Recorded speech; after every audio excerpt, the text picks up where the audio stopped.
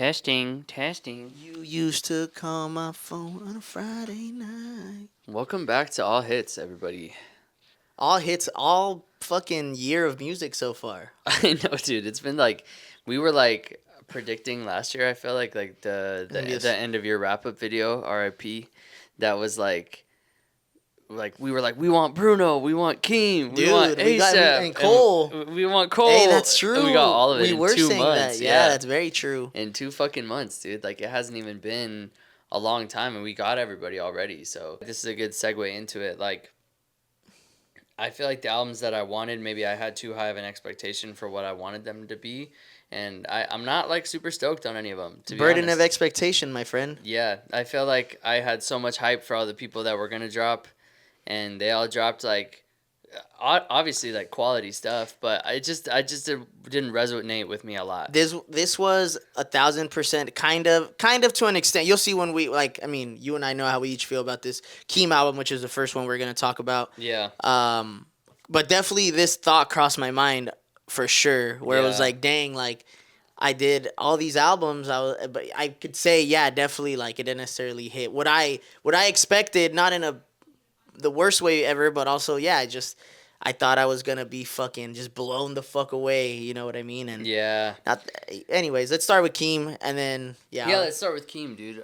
What are your give me your initial thoughts? I think on this is it. gonna be our first kind of like album discussion where we both are definitely on different sides of the coin. Yeah, because you loved it, right? I loved it. I think the only one we differed on other than that was "Sexy Songs for You." Oh, yeah. But that was just not cause I loved it. It's cause I gave it like a 5 or a 4. You just flat out were like, nah, that shit's a fucking 0. Yeah, it was buns, dude.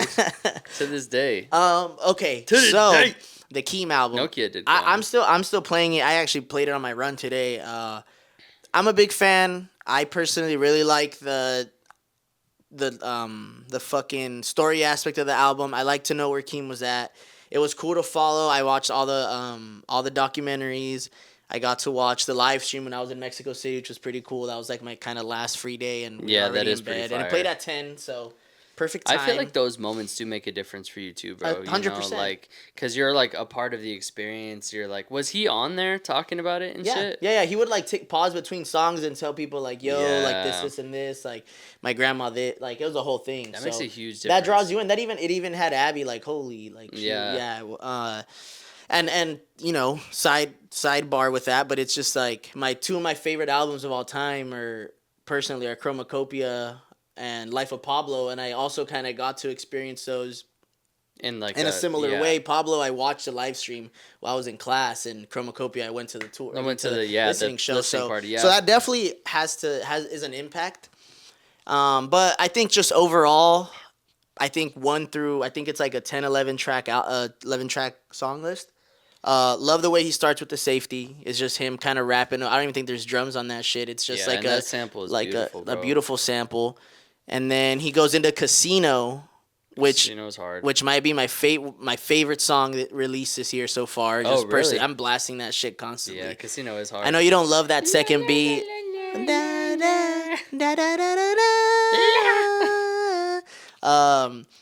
yeah, I don't know. I love the production. I love the bag Keem's in. I love the song. I am not a lyricist. I feel like that kind of to me represents a lot of what Keem is right now, which is like, I know he's not a fucking Kendrick Lamar or a J. Cole on the mic, but I think he's something about Keem to me is so raw, especially on this album. Yeah. And I think him keeping the album as short as he did, because while I like the melodic blue, I think this was almost like a more refined version of it for me, with less bangers, I will say. The melodic blue had bangers. Die for My Bitch had more bangers, 100%, like 1,000%. And they were probably even a little more cohesive, even though this was like this album had story. Yeah. But it didn't feel cohesive because the songs were so. Yeah. He had so many different songs. He had like the Too Short record, which I really liked. Yeah. Then he had the song where I thought Steve Lacy was playing, which was Dramatic Girl. Oh yeah. It was just kind of all over the place sonically, but I don't know. Just for me, the songs resonated, the lyrics resonated. I think the only 2 tracks that I'm not like super, super high on is that, I forget what that third track is, Birds and the Bees. And it's not a bad song. Oh, I personally, like when it plays, I just sometimes. What does he say? Monday. Something baby Keem. I Thursday need to you look at go the lyrics. meet baby I Keem. listen to that song, and every time I hear it, I'm like, what is he saying there? Because he says, Yeah, Thursday you gonna meet baby baby Keem. Keem. But that's all I got. That track and then the House Money track with Kendrick, I think are the songs that I really can't get around. Yeah, but other than that, I mean, love good flirts. I know you're not high on the Kendrick verse on that. I personally do really like it. Yeah. But here, let's. What do you think? I just Give typed me in the birds and the bees. I didn't type in some anything fucking. Is else. that a fucking cartoon? uh. Fuck. Oh my god. This is. No, my god. This is a different. Anyways, while you search that Sorry, up, bro. I'm make fucking. to make it short though, I think the album's far from perfect. Okay, it says Monday, Tuesday, you come in with Wyseem, which I'm assuming is his name. No, his name is Hakeem. Wyseem is the debut of an alter ego of Hakeem's, not too dissimilar to familiar nicknames like Boo Man or Two Phone Baby Keem. So it's a nickname. Monday, Tuesday, you come in with Wyseem. Hey, Thursday, you go meet Baby Keem. Friday, I'm going to see you to your needs. Okay, that makes sense. Anyway, go ahead. For me, just to wrap my thoughts up We on can the cut album, that whole thing. it's far from it's far from perfect. It's a far from perfect album. But how far? But I love its imperfections though. I think is How far from perfect? Me personally, it's an 8 for me. Is this Eight your favorite Keem album? On a personal level, yes. Melodic Blue. I think I could run.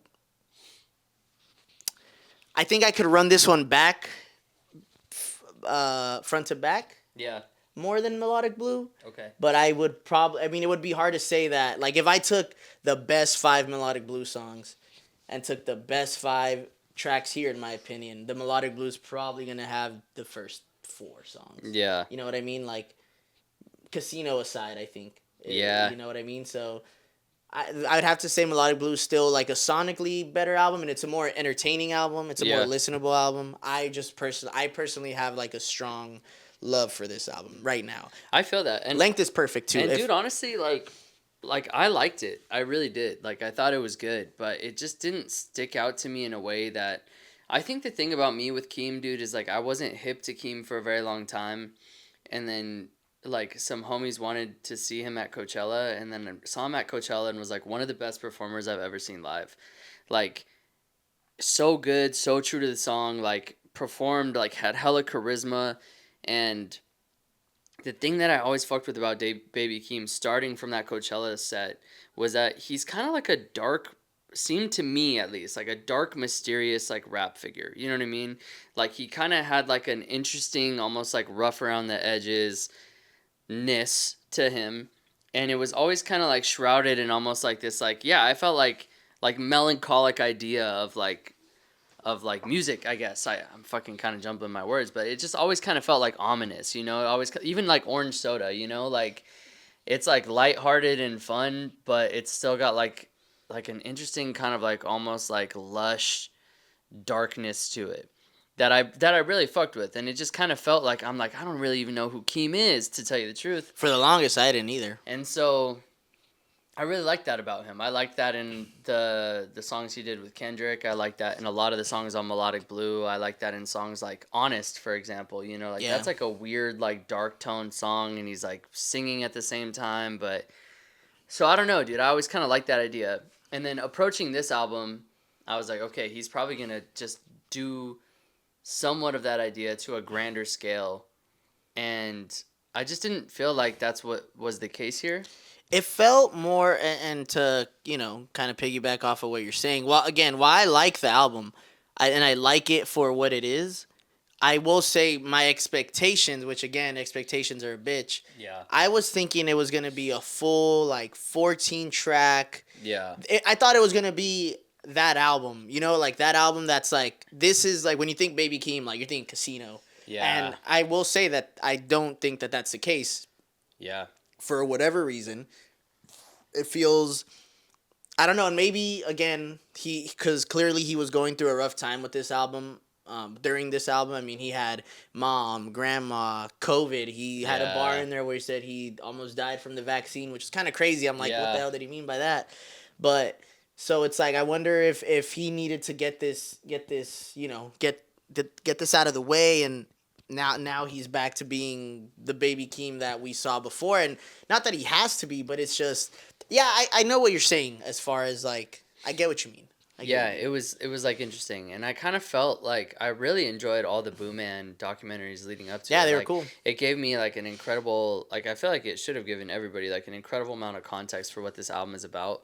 Because I think not watching those and listening to the album, I would have been like a little jarred at like how like deep the subject matter was. But like you said, you already touched on this. It was a little disjointed. It felt like a lot of really cool ideas, but it didn't feel like it connected that well. Um, and I just feel like, dude, like the highlights, some of the highest lights of the album, like I felt like House Money was an incredible track. And then I feel like Kendrick just comes on there and kind of spits some, like says some bullshit, you know?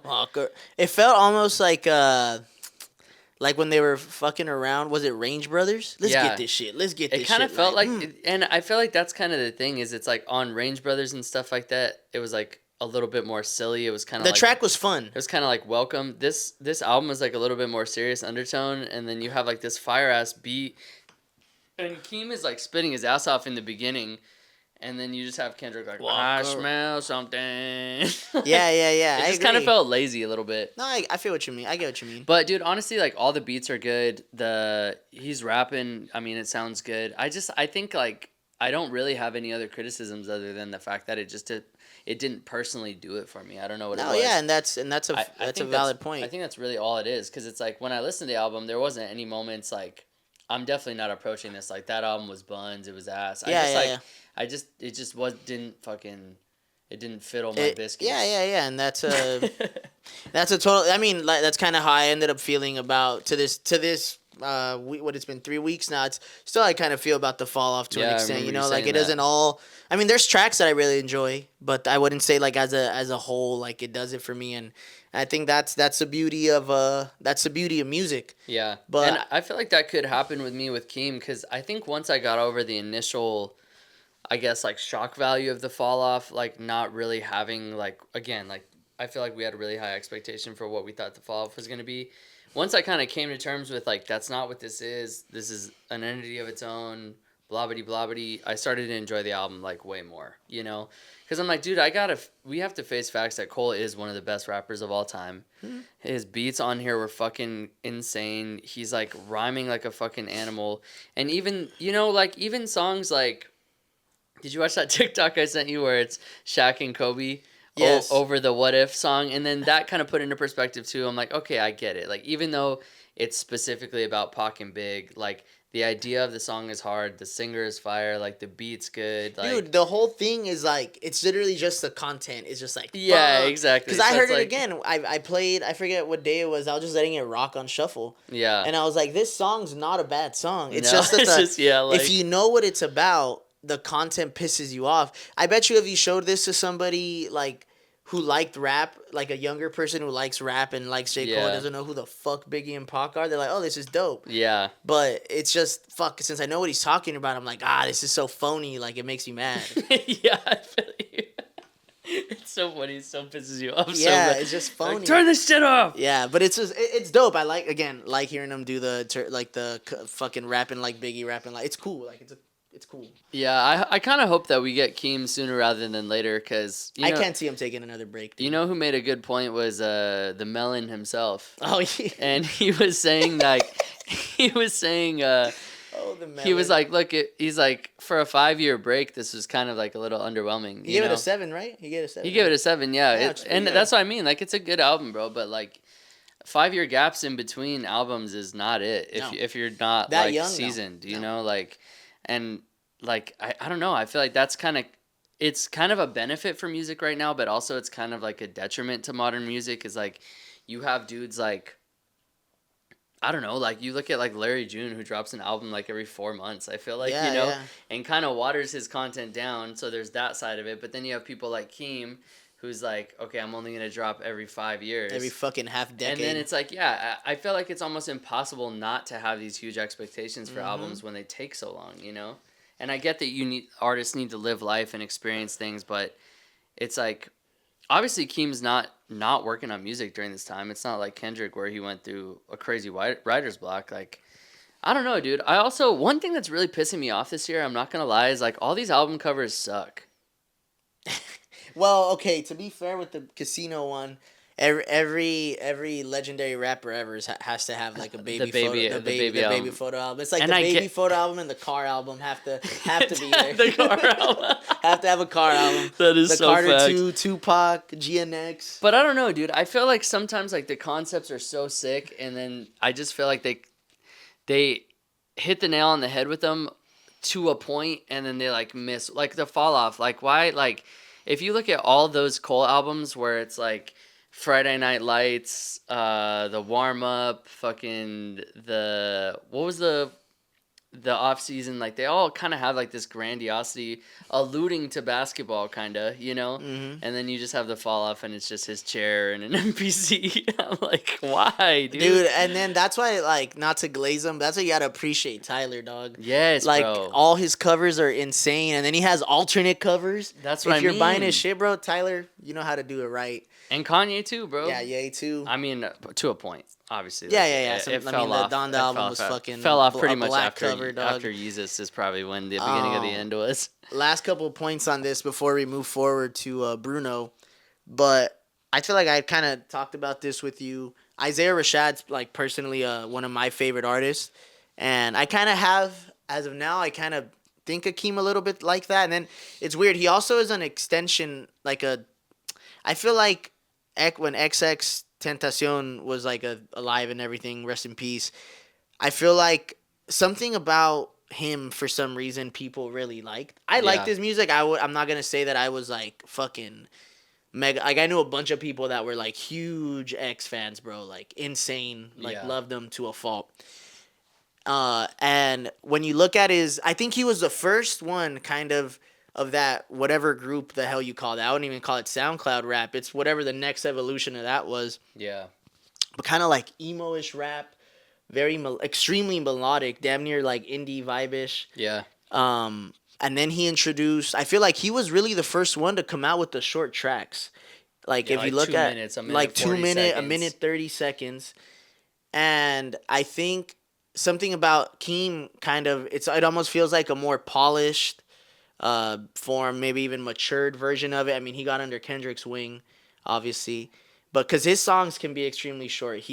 Kendrick said it in the documentary himself that production aside, because that was the first thing he saw in Keem was that he was actually a really good producer, but he like really liked his melodies. Yeah, and that's something that that's definitely a strong point for Keem is that he is really good with melodies. He has like a good ear for that. Yeah, no, for sure. And I think it's definitely something that like I don't know if it's just like something that the young generation is a fan of, but I don't know. Just something about him reminded me of X a little bit, and it's funny because Kendrick actually posted that X album. Oh, really? Yeah, a long time ago. Like his I think it was 17. He like tweeted it, and he was like, if you want like a collection of thoughts, a great collection of thoughts or some shit, like listen to this album, and he shared it. And then where I say Isaiah Rashad too is kind of like. Because Isaiah Rashad's dope to me too, because it also, again, he has a very unique style of rapping. All his songs kind of sound different. He has like a pretty cool ear for music. And it's also kind of like, I don't necessarily love every idea that comes out, but I just can kind of appreciate the uniqueness and like the unorthodox kind of style of it. And like I appreciate like hearing Keem fucking have like that vocal tone that he had on Good Flirt, and then I could hear him sound like fucking Andre 3000 on I'm Not a Lyricist. That's kind of cool. I don't know. I just I appreciate the music like I guess musicality of it. I don't know. It was pretty cool. Yeah, you can go all across the board. That's the thing is it's like you can tell that Keem is an incredible artist. I think that's the disconnect. Is it's like I'm not like Keem needs to make an album like this. I think it's a personal disconnect where I'm like I know you're an incredible artist. But you do it for me. But you're not making the music that I want to hear right now. And for some reason that like, you know, obviously you fucking it's like a mental block. You're not the only one. I think if you ask a majority of people, I think what they expected like a full banger album. And like, that's not even the banger. No, I know that's not for you, but I just mean, you know, be other people. Also, I just gotta say this, dude. Like the too short song like sounds like frog music. I like It that. I sounds like like the two it sounds shorts. like cartoon frogs in like a Disney movie, And like you know in the me, bro. club. I'm a sucker for the indie style rap records. I love Dramatic Girl. Dramatic That song Girl. was cool, Na na yeah. na na when you I love me. I felt like Blame could have been a way better record too, but it was just kind of short lived. That sounded like okay, and I was super hype when I saw the doc and I saw the snippet of the song. Yeah, That is one where I will say it didn't feel like it was a finished out idea. yeah, it was like it could have definitely like gone on, and It could have that should have been like I think it was like a 2 minute track. That should have been like a 4 or 5 minute track. I'm usually not one to beg for longer albums either, but this one needed to be a little longer, I You think. know what though? To devil's advocate with that one, I feel like if it was longer, I don't know if I would have loved it as much. And that's a good point. You know, it was to the point. Like it's like you always want the album longer until you get it, and then you're like, I should have been less tracks. But Yeah. let's get into our boy Brunoski. What was his last release? Was it Silk Sonic? Yeah, Silk Sonic. And we both you like Silk Sonic, Yeah, right? I thought Silk Sonic was fire. I thought it was too. It got a lot of not backlash, but I feel like You think it did? not back. I feel like people didn't love it though. Really? I feel like I people thought didn't people love it. really did. Did you? Leave the Door Open was huge. Dude, yeah, I mean that was a fucking hit record. That was another. What was the other one though? Wasn't there another song on there that? Smoking Out the Window Yeah, was smoking out the window. that was like the big hit. But yeah, I don't know, dude. I feel like again we can go back into expectations. Like that's kind of like the theme of this year because we've been waiting for all these for 5 years plus, dude. All of these albums. And Bruno's last solo project was 24 Karat then, right? Yeah, so it's like Jesus. you've been waiting fucking forever. I don't know what I thought this album was gonna be. It was called The Romantic. You know, it's like after the first one, I was like, oh, it's love songs. What was I thinking? Like, and here's the thing with me and Bruno, and this is what I was realizing when I was listening to it, like, cause lately I've been running up a lot of artist projects back before their new one drops. I feel like what made 24 Karat so fire, and songs like That's What I Like, is it felt more like who Bruno actually is and not like a caricature of like the idea he's trying to portray, you know? Cuz like with like Bruno's kind of always playing like a character. He's kind of always paying homage, you know? Like he's got like Locked Out of Heaven kind of felt like a Sting song or a song by the Police. Uptown Funk felt like a fucking song we've heard before, you know, like Finesse felt like Poison or Dude, like is that- Belvedere. And so he's always kind of like, he's like, okay, for this album, I'm going to approach this older style of music and do my take on it. But I felt like with 24 Karat, it felt a little bit more modern because it was maybe so recent, but I felt like it was very 80s inspired too, though. it was for sure. Like in moments like Finesse and 24 Karat, you could feel that. Funky. But I feel like on something like That's What I Like, you're like, damn, okay, this feels like what Bruno should be making, you know, which is like really like hi-fi kind of like hi-fi pseudo R&B, but that's got like a bounce to it, you know. I feel like he kind of went back in the Silk Sonic route for this one, where he's like, Yes, that's funny. When I ran it back the third time, that's exactly what I thought. Like He's this, like- this sounds like a continuation of Silk Sonic, but by Yeah. himself and so it just kind of felt like and slower. it felt more of like again like a caricature of like because again like I was talking to you about it, it feels like a lot of these were inspired by like Santana and shit like that, and I don't know, I guess Cha cha, like yeah I guess I just wish Bruno would like just make something that like more original, I guess. The dude's got probably one of the best voices of all time, dude. and I like the idea, bro. I do. Like he's not making bad music. No, like, dude. Okay, and that's my overall feeling with this album is that his singing is fantastic, the music is fantastic, the art, like the fucking background singers, the composition, all that shit's fantastic. But just how you say the Baby Keem album didn't really do it for you. Yeah. This one didn't really do it for me. Yeah. And then also, and I think it's like you said, the influence and the style he was going for. It was just extremely like laid back Yeah. and mellow and chill. And then, but the thing was, when you got to the last two songs, Yeah. there was so much more like and it's probably because that was like reaching the climax of Yeah. the love story or whatever. And there was so much more emotion and energy in those last two tracks, and I'm like, where was this the whole time? Like this Yeah. is because I the last two tracks is where I'm really like I feel something here. but it was at Yeah. the end, and it was and then Yeah, like, and then it's done. It's also like I was listening to this and I'm like, who is this for? For like cougars? You know what I yeah. mean? Like it's like love songs for 50-year-olds. You know what I mean? Like it just I doesn't will feel. say I did fuck with. I was like, damn, I could throw this on if I'm ever feeling like lovey dovey was. Let me see if I'm just cleaning around the house with Abby and shit. What was this one? But again, like a lot of the songs were dope and were cool, but Was it this one? No, it was.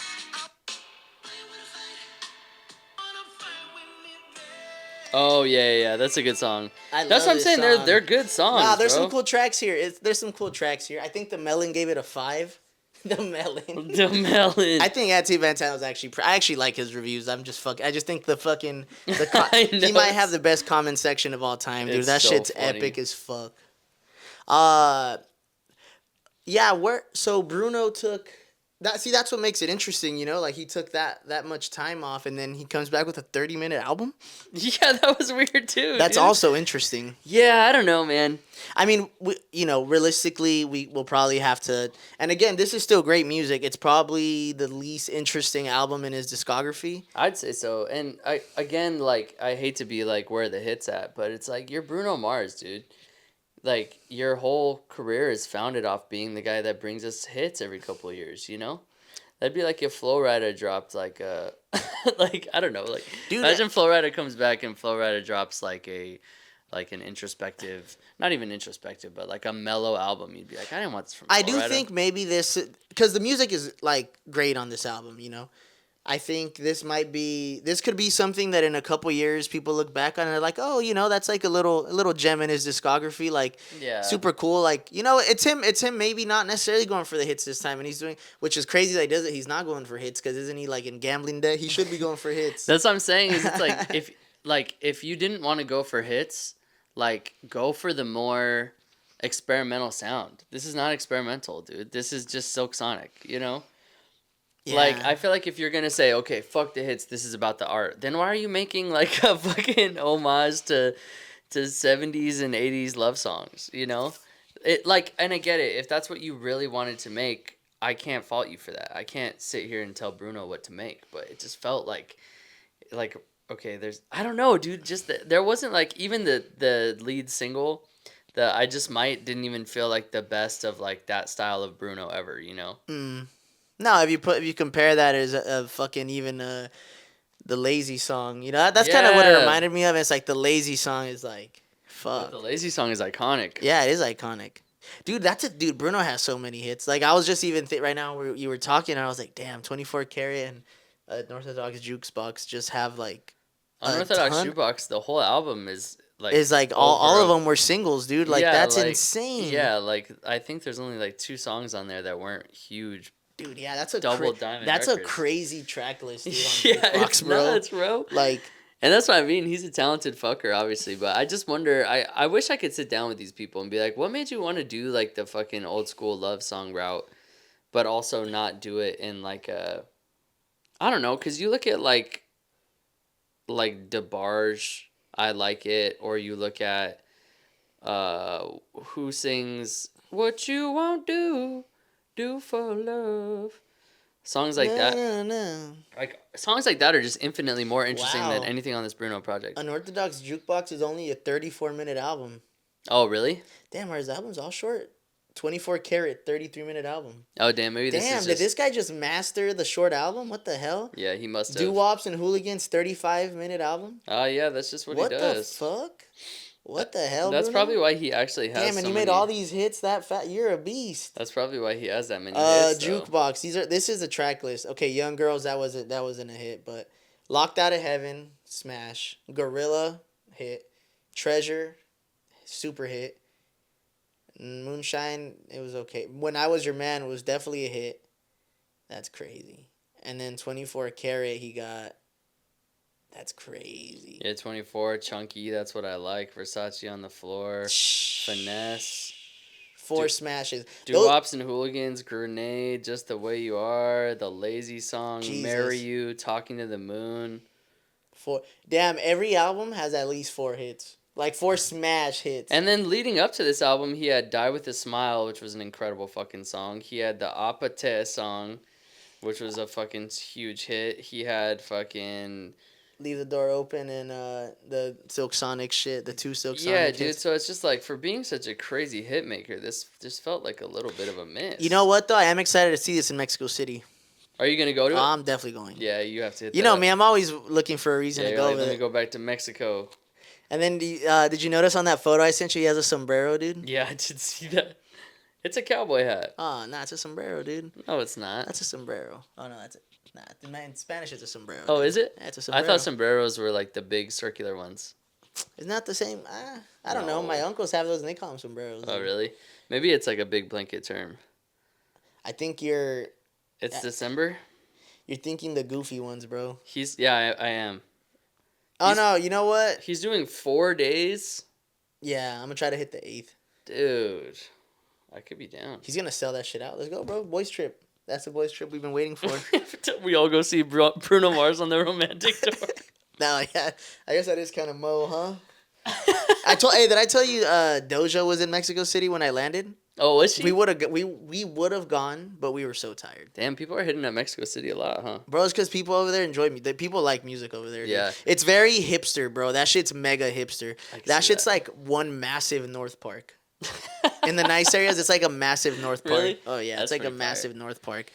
All right, well, let's wrap this up. I don't feel like I have too many more notes on the Bruno thing. Nah. I hate to be like the whiny guy too, dude. Like pull up on the podcast and be like, all these albums weren't as good as I thought. They're all great albums. I'm not here to say that any of them are bad. They're all fire. But I just haven't been. I would say the Fall Off right now and ASAP's album are the only ones, are the 2 of the 4 that have dropped that I like am continuously playing and want to play. I am playing House Money quite a lot despite the annoying Kendrick feature. And I am playing Casino. What do you think? Yeah, for me, Rocky's staying in rotation. There's like a little fucking mix of songs in there, like No Trespassing, Playa. That little stretch right there is like incredible for me. Did you I ever love that bump shit. the Brent shit? Dude, I love the Brent shit. Yeah, the Brent Fayez I gave it album one was- full listen when I was in Mexico, and I enjoyed the fuck out of it's it. I went on a really- walk and played it. It was great. It was really. That's what I'm talking about. Like those are good. Those are really good love songs, dude. Dude, those are great. You know, they're he was like in his euphoric, bag, dude. ethereal. No, they were tight. Yeah, Brent's offering to us was really fire too. I mean, obviously we don't need to get super crazy into it, but I felt like Brent killed it. Yeah, but yeah, you know, we'll see what the rest. Now I'm excited too because it's just like whatever else comes out this year is. It's a like little bit plus. more of like a surprise now, you know. Yeah. Oh, dude! Also, did you peep the Larry and Currency shit? I did peep it and I did like it. They did exactly what I thought they'd do. Yeah, straight up. Literally, like just exact. Like it's like if you told AI to do it, like it wouldn't do it as well because the guys are incredible. So and Alchemist production. Come on, bro. Alchemist Yeah. is like a fucking fine wine. He's a demon, That dude. motherfucker's a beast. Just aging and continuously. Producer of the fucking decade for the 2020 so far. Jesus. I know, seriously. But I will say I prefer Larry and 2 Chainz album over this one. I could see that. I think they feel like 2 different types of. It feels like Currency's underrated. as chocolate fuck. I've always milk thought that. and strawberry milk to me. You know, they're both fire, but they're 2 totally different flavors. Yeah, spitter. I'm just coming here with a hitter. Yeah. Came in here and they was farting on me. You hear that? Love that bar. I've always liked Currency though. Love Currency. He's the OG. All hits, baby. We'll see you next time. We're gonna be kind of tackling more like just different. We've been wanting to talk about some shit for a while, so we'll catch you guys on the next one. A-Town, peace out. Hey. Numbers on their back and don't my